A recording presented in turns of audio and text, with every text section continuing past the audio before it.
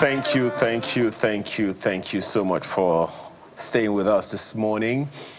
For about 3 weeks now, we've been talking about parenting. And parents. Yes. Yes. And some people will say, leave us alone now. Well, we are not leaving you alone. Yesterday, I was having a conversation with my child. Yes, no. I was having a conversation with a friend. I was saying, you know, she's a seamstress. These Gen Zs, they don't even want to work. They just want soft life. I said to her straight up, I said, I'll blame the parents straight up. Because sometimes you wonder, you see them, I don't know whether they are in mosques as well, but you go to church, the children are running riot all over the place, and you're wondering, where is mommy, where is daddy? And no one is... Where are your parents? Yes. And then they just climb this place, climb chair, and they're just running around all over the place. And the next thing you hear is gentle parenting. So I don't look like an infidel this morning.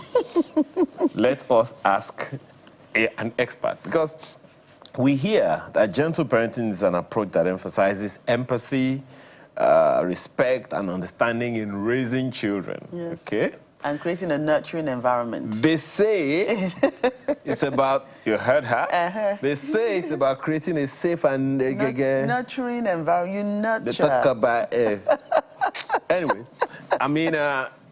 Yunus Ali is with us this morning. She's a family therapist. Thank you for joining us. Thank you very much for having me again. Are you a gentle parent or an African parent? I'm a gentle African I was parent. expecting you to say that. You just fell into my trap. So marry it with culture. Yeah, because, okay, the thing that we think gentle parenting is based on the analogy you gave in church, where parents just allow their children to run haywire all over the place, almost like there are no boundaries. They're just doing whatever it is that they want. Gen Zs want soft life. I just told Nifemi that I also want soft life this year.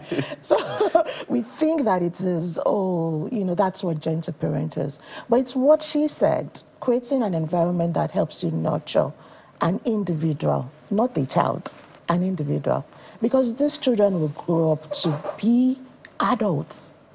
And there has to be the mix of compassion, empathy, and boundaries. Gentle parent doesn't negate that. And I think one of the things that I teach my tribe is this: understand gentle from this acronym, grounded in gratitude. You are grateful that you have this child. Explore, don't exploit. Don't think that because you are the adult that you have it all figured out.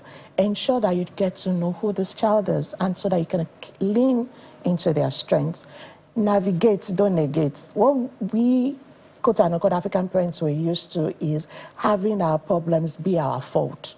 But when you navigate a problem with a child, you create an opportunity for the child to understand what their strengths are, what weaknesses look like, and how to improve upon it. Then we talk about teach and trust, because really, all the shout, all the, hey, this child will kill me and everything, at the end of the day, you'll find that most of us, that our parents were afraid we're going to turn into cults or become troublesome individuals, actually grow up to be well-grounded at the end of the day. So trust the process, teach, model, but trust the process as well. Then leverage the resources around you. There has been no generation more than ours that has enough resources to do better than the generations before. But we find that people are still stuck in the old mentality. This is the way my parents did it. This is the way my father did it. My great-grandfather did not. But then the question is, did it give you the result that you really want? And then the last one is exhale. Allow yourself to breathe. Don't put yourself in a hyper situation where you feel like, if the child doesn't turn out right, it is all your fault. Yes, Uncle Ayo will say he's going to blame the parent. By the end of the day, most parents do the best that they can. I'm not saying we still need to go back to the fact that the society there are some has a lot of noise. Society is made up of people. I agree with And you. people are from families I agree through with you. parents. And that's why we need to do better So, for as instance, parents. I'm sorry, we are talking about waste disposal. Is it a society that puts... That man that went to dispose it in Novo Square. I wonder what he was thinking, honestly. You know, so is that society? And someone will tell me because whatever it is that he was going through stuff. Am I not going through stuff? Oh, you are not going through stuff. You are soft lifing already. Anyway, now the challenge that a number of people have raised concerning gentle parenting is that children generally just lack discipline. For instance, go and do something. Why? Why? Right. Or no. Go and do something. I remember Larry J. said that he went to his uncle's house, and uncle was telling the child, Titi, come wash the plate. And Titi was on social media. saying, I'm busy, Dad, I'm making a TikTok video. Baba, yo. Your life will not remain the same. You will TikTok where you are with the place. So that's the fear that some people have in terms of gentle parenting. Is that gentle parenting? And that's just an instance. And it is a reality of many homes. I tell people that gentle parenting doesn't work until there are boundaries.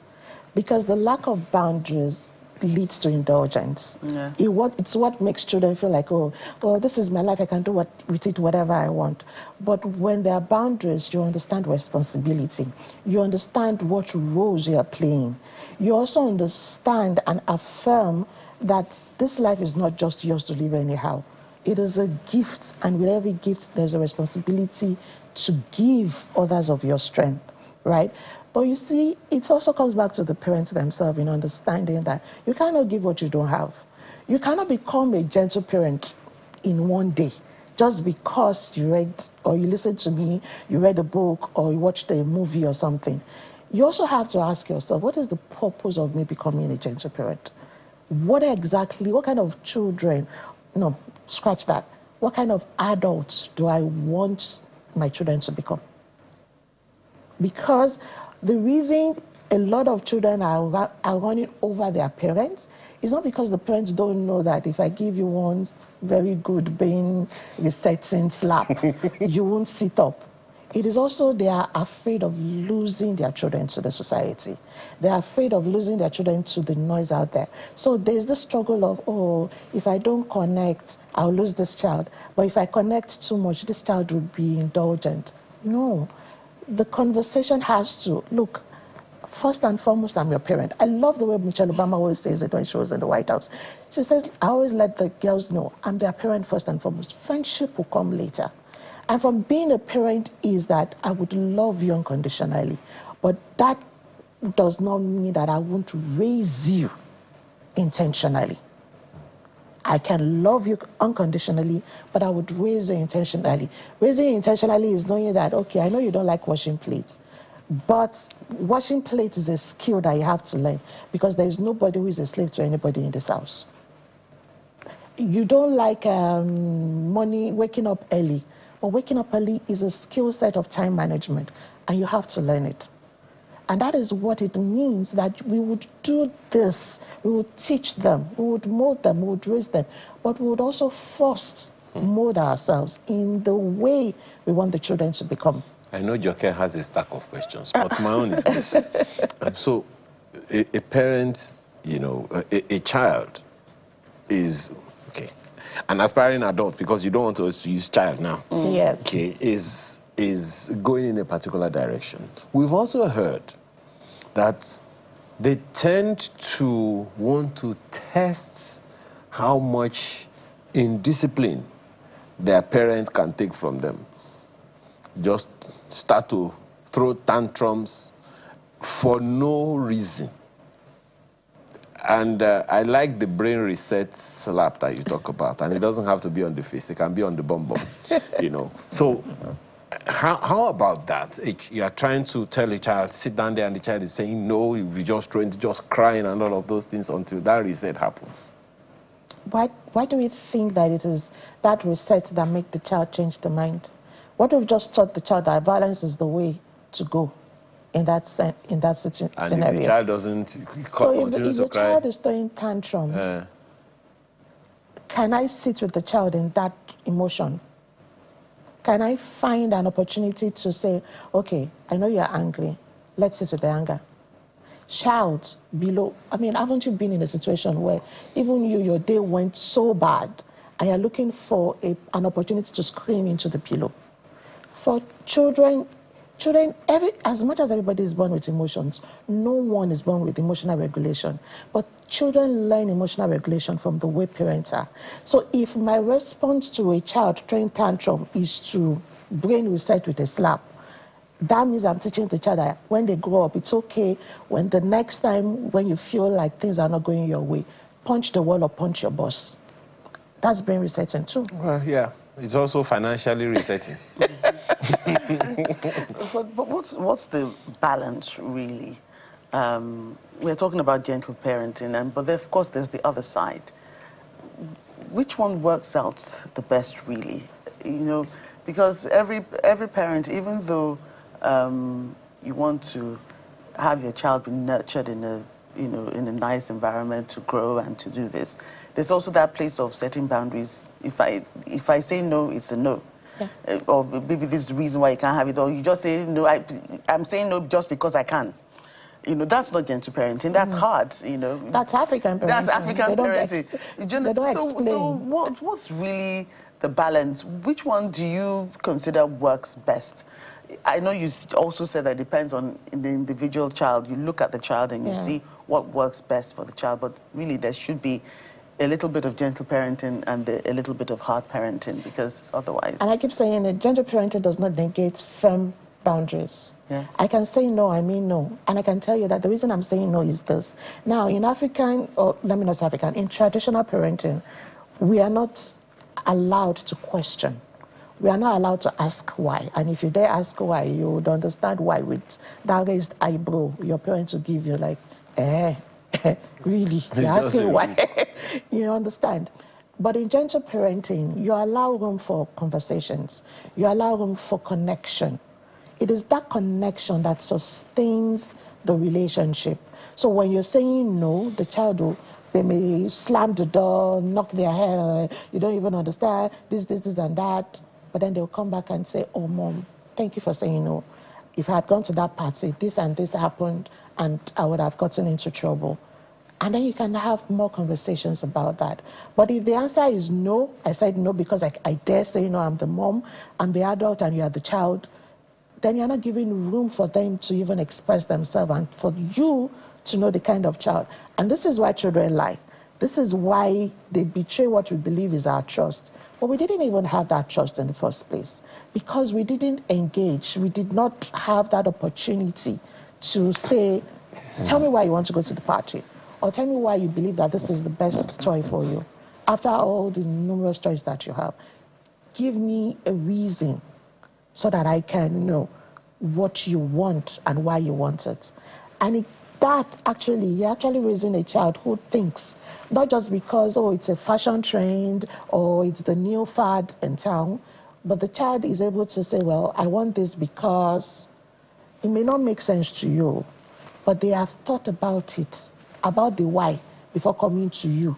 And then you cannot present an alternative or a discerning case and say, no, I don't believe that this is good enough reason. But the conversation has started. And that is where gentle parenting starts, or where it stays and says, connect first before you correct. Okay. Question about discipline. You talked about boundaries. Yeah. Well, boundaries are meant to be respected. They are also meant to be broken. Of course. And when they are broken, there has to be consequences. Yes, absolutely. So how do we gently how do we put the structure in place? No, how do consequences and gentle work together? And hold that thought. Part of these consequences, last week we talked about age-appropriate behavior. Yeah. When do we begin to measure the consequences of broken boundaries, but when we talk about this person is behaving this way because that's their age. So it's really not about breaking boundaries, but because that's how they expected to behave at that particular age. So I don't know how we're going to unravel this. I'll give you a fantastic story. So my daughter, proud to now, she's very used to using my phone. Sometimes she'll pick my phone and say, oh, mommy, grandma is on the phone. And like, but lately I began to teach her privacy, about the boundaries of privacy, like things that are mine are mine. You have to seek permission. Yes. So she's finding it difficult. And I said to her, okay, you know what, let's have a conversation. If somebody came to your room and picked your toys and scattered your bed, would you be happy? And she says no. I said, that's the same thing that applies to my phone. I know that you've been used to us watching this phone together, but if I don't call you, you don't get to pick up. If I don't say, bring the phone, touch the phone, you don't get to touch it. And she was like, oh, really? But you see, prior to then, if all I had done was to shout and say, how dare you? Did I ask you to touch my phone? Did I ask you to pick my phone?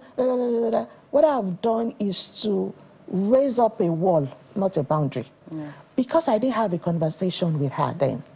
Because she was used, when she was 2 and 3, it was fun for her to speak with my friends on the phone, and we would giggle about it, and it was fun. But now that she's almost 8, there has to be an institution that says, now mommy's privacy, mommy's phone is part of her personal property, and it is a privacy issue. What a lot of parents do with age-appropriate discipline is to go on the whim. We don't even know when to have certain conversations. We just assume that the child should know. You're old enough now. Yeah, exactly. Shouldn't you know that when somebody is knocking on the door, you should be the one to go and open it? Why must I call you to go and do that? But the child never had done that before now, and you didn't have a conversation. So why do you assume that they should know? And this is why having things like family meetings that we teach in the Institute of Family Education and Development is very important. Family meetings helps you to know, okay, the people that we were in 2023 is not likely the same people that we are in 2025. A lot of things have changed. In 2023, you're probably worried about TikTok, and now you should be worried about Tinder or something for that child, because you don't know what that child is exposed to. So you need to have conversations, but you can only have conversations when there is a room for connection. Interesting. So there is this message from Zigbenga Ononuga. No. Ogbeleto Mamos says, gentility is life, and life is gentility in absolute terms. Therefore, character traits in Nigeria is a reflection of the society in which one grows up. An admixture of life in the present and the past is worthy of emulation. Friends and peer influences matter. Do you agree? Oh yes, peers are very important for our children. Peers are where they begin to learn more about themselves. And it's also where parents begin to lose their autonomy. It is where and that is where the fear comes in or creeps in for parents, that they begin to fight like this invisible battle of should be more important than your friends. It shouldn't be a war. It should be an inclusive community, or show me your friends, let me get to know them, right? Let me know how they think. Why are they your friends in the first place? Why do you trust them? This is how you teach trust. This is how you help your children navigate betrayals. This is how you let them understand even their own personal boundaries. Okay. Lastly, because we're almost done with time, for gentle parent status. For those who want to start. Gentle parent 101. Those who have lost the battle, but they want to now reclaim some land. Because you understand what I mean. Yeah, I do. How do they take that first step? Because the children are already gone, so to speak. They don't cross border. Be ready to be weird. I think that's where I always tell them to start from. Be weird. Mommy, can I borrow your car key? Can I borrow your key or your car and go to this? I'm like, what time will you be back? 5 p.m. Okay, can you come back by 4? And the child like, what? That's setting a tone for conversation. Because if you just want to say, well, so I've learned about gender parenting, I'm going to change, it's still talk. Show first, then have conversation. Be ready to be read. Be ready to pinch yourself when you're about to say no. Be ready to have alternatives at the ready. I can't give you the yellow blouse, but I think the pink will go on this cloth that you want to wear. Do you want to try it out? And the child is like, wow, really? You know, because then... Is this the same mommy? Exactly, because then they are not looking at you like, something is happening with this one. Mommy, are you... One of my clients said, where's my mommy? Said, there's something wrong with my mom. Where's my mom? I can't believe. That's a conversation starter right there. Oh, wow. You know, Yeah. It's interesting that they always take these matters to mommy. They don't bring it to daddy. Very interesting. And that should So let's just leave it there. Let's just leave it there. Because the next one should be because that is not you all made us villains. No, but you know, there was a little game in my house this morning that when I was coming to work early, they were playing the game. We said, mimic what people in this house say. So my little son said, instead of my husband, I don't repeat myself. Simple. I don't repeat myself. And mommy's one was, what are you still doing here? Out the door. It's time for school. The African fathers. No, please, don't leave us. Just leave us the way we are. Daddy, we are happy to be villains. Thank you so much for your time this morning. Yunus Ali is a family therapist. We appreciate your time. Now, if you want to take this lecture again, just go to YouTube after the program. Yes. It is there. Once again, thank you. Thank you so much. You see that one of the things that we have done this morning is to open our teeth. We'll have more of that when we return for our Artist of the Week.